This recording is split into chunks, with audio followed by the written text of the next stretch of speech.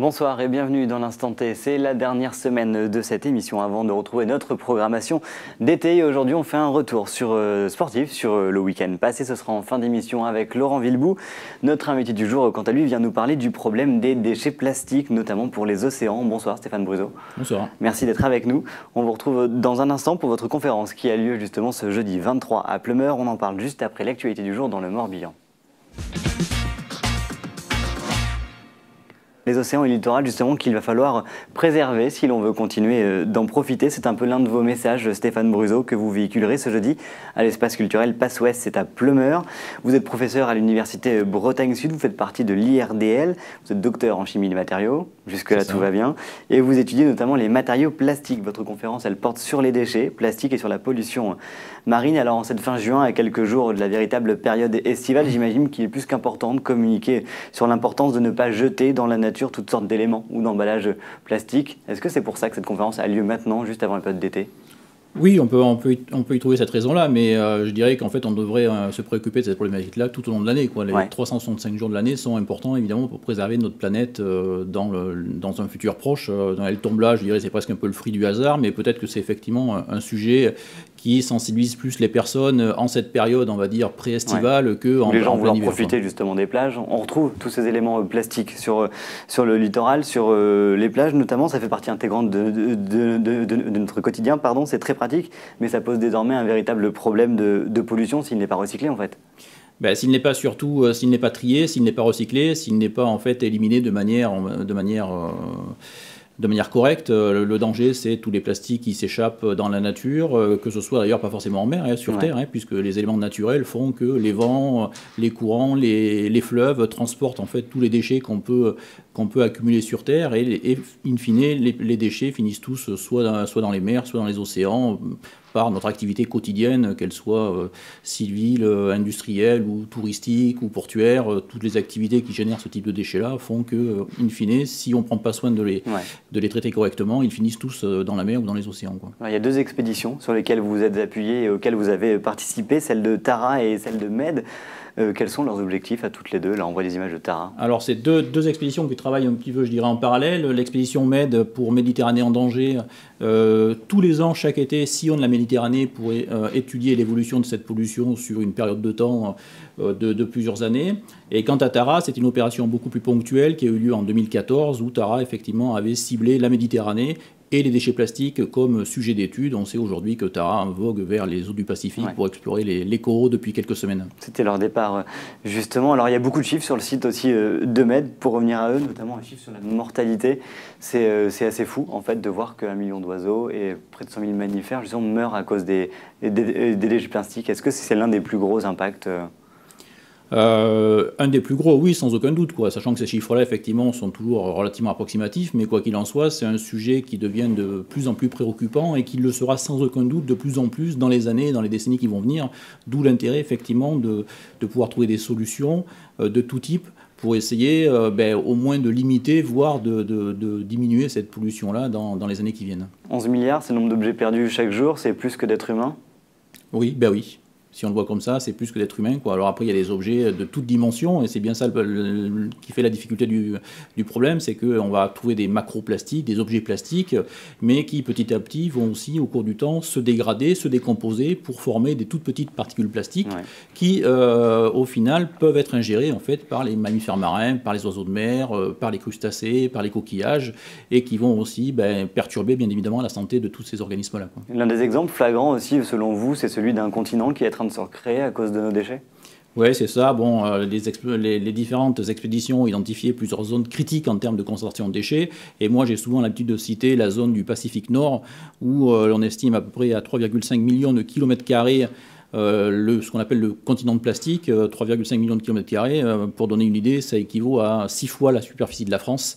Et le tout sur 30 mètres de profondeur. Donc on peut imaginer effectivement la quantité de déchets plastiques qui s'est accumulée là depuis des années, voire des dizaines d'années. Comment est-ce que vous allez développer votre propos sans rentrer dans la moralisation, même si on voit les chiffres et ce genre de ratios qui sont plutôt hallucinants en fait? Ben, je pense que chacun doit apporter sa pierre à l'édifice, puisque évidemment, bon, ça passe aussi par la sensibilisation auprès des citoyens. C'est aussi d'ailleurs l'objectif des expéditions dont on vient de parler, c'est-à-dire sensibiliser, mettre le doigt sur ces problèmes-là pour que chacun puisse adopter des comportements qui soient les plus vertueux possibles. Alors ça veut dire quoi? Ça veut dire évidemment éviter de jeter des déchets dans la nature, ça veut dire réutiliser, ça veut dire recycler, ça veut dire trier ses déchets. Donc chacun au quotidien peut effectivement contribuer à améliorer cette situation-là. Et puis après, il y a aussi des solutions plus techniques où effectivement l'idée c'est de proposer des plastiques de substitution qui soient plus vertueux et plus respectueux de l'environnement que tous les plastiques qu'on a pu utiliser jusqu'à présent. Donc de véritables solutions finalement? Est-ce qu'on pourrait sauver les meubles ou en tout cas atténuer le... L'idée aujourd'hui, effectivement, le degré de pollution est tel qu'aujourd'hui, hélas, sur la pollution actuelle, il n'y a pas grand-chose à faire si ce n'est que d'attendre. Et effectivement, bon, les objectifs, c'est surtout de faire en sorte que dans les prochains temps, on puisse proposer des solutions alternatives qui limitent justement les déchets que l'on pourrait rejeter dans les années qui viennent, quoi. Alors, on parlait des solutions, il y a un projet que vous allez présenter, c'est le projet Blucofa. Oui, c'est ça, Blucofa. Alors, c'est un projet de recherche sur lequel je suis depuis plusieurs années. Il y a eu Biocombat, PHAPAC, Blucofa maintenant, où l'on s'intéresse à développer, en partenariat avec les industriels bretons, 4 industriels bretons, en partenariat avec d'autres collègues universitaires bretons, en particulier l'école de chimie de Rennes, on s'attache à fabriquer des plastiques par des approches biotechnologiques en utilisant des bactéries marines, en fait, et qui, associées à des déchets de l'industrie agroalimentaire bretonne, sont capables, dans certaines conditions, de produire du plastique, donc des plastiques que l'on appelle biosourcés, c'est-à-dire fabriqués avec une ressource renouvelable et non pas avec une ressource pétrochimique comme le sont tous les grands plastiques que l'on connaît, tels que le polystyrène, le polyéthylène ou le polypropylène. Est-ce que la Bretagne, et en tout cas les entreprises bretonnes, sont plutôt de bons élèves? Oui, chacun prend conscience quand même du problème, chacun essaie à son niveau évidemment de faire évoluer les choses dans le bon sens. Après, le principal verrou aujourd'hui, c'est non pas un verrou technique, on va dire, mais c'est plutôt un verrou économique, parce que les solutions effectivement qui seraient aujourd'hui potentiellement réalistes se heurtent à un coût qui est beaucoup plus élevé que les plastiques traditionnels. Donc le verrou, il est essentiellement là, c'est arriver à trouver un modèle économique effectivement qui nous permettrait de proposer ce qu'on appelle des bioplastiques en fait, ces bioplastiques sur le marché sans forcément avoir un coût qui serait prohibitif. C'est là-dessus que vous travaillez, vous, sur le fait de trouver la bonne équation? On essaie, en fait, la bonne équation, elle tient compte en fait des performances du matériau, parce qu'il faut quand même proposer des matériaux qui aient des performances au moins équivalentes à ceux effectivement que l'on souhaiterait substituer, tout en ayant effectivement des coûts qui soient acceptables et des impacts environnementaux qui soient aussi les plus favorables possibles. Et justement, les matériaux qu'on développe, puisque j'ai parlé de la production, de l'origine de la matière à partir de ressources renouvelables, les matériaux qu'on développe ont aussi l'avantage, in fine, d'être biodégradables, puisqu'on a mené des études dans le port de Kernevel à l'Armor-Plate, justement, pendant plusieurs années, où l'on a pu démontrer que la dégradation de ces bioplastiques est effectivement extrêmement rapide si on les compare à la dégradation des plastiques usuels. On peut dire par exemple que ces bioplastiques-là peuvent se dégrader en quelques mois, voire quelques années, en eau de mer, en milieu naturel, comparativement aux plastiques habituels qui mettent des dizaines d'années, voire quelques siècles à se dégrader complètement. D'accord, plutôt une bonne chose. C'est plutôt une bonne chose, ça va dans le bon sens. Cette conférence, elle s'adresse à qui?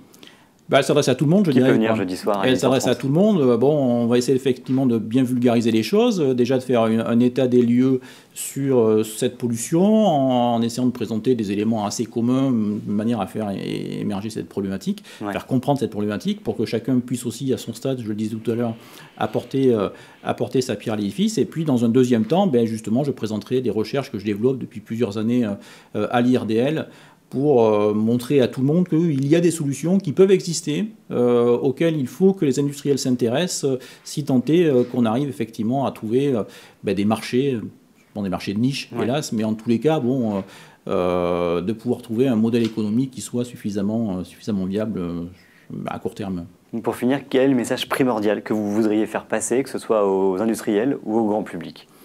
Que chacun prenne conscience effectivement de cette pollution-là, et que chacun peut apporter sa contribution personnelle, comme je disais à l'instant, pour faire en sorte que, hélas, la pollution telle qu'elle est aujourd'hui ne peut pas trouver de solution, mais que dans les années qui viennent, dans les décennies qui viennent, on puisse laisser en fait un environnement, une nature à nos enfants, à nos petits-enfants qui soit un peu plus positive, un peu plus favorable que celle qu'aujourd'hui on est en train de leur laisser, quoi. Merci beaucoup Stéphane Bruzo. Je rappelle que vous êtes en conférence du coup ce jeudi 24 juin à Pleumeur. Ça se passe au Centre culturel Passe Ouest et c'est à partir de 18h30. Merci à vous. Merci à vous. Suivi, merci à vous Stéphane d'avoir été avec nous.